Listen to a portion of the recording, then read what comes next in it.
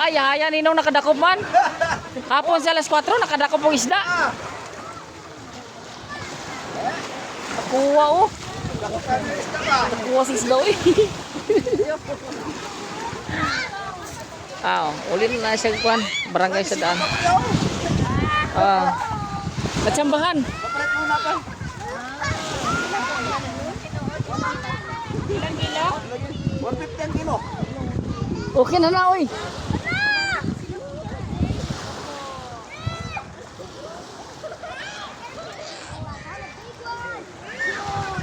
Ulin na sa barangay sa daan. Stop lang sa mga baka, isda lang sa daw iya ha.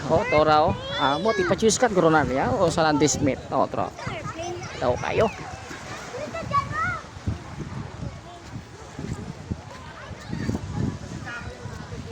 Ah?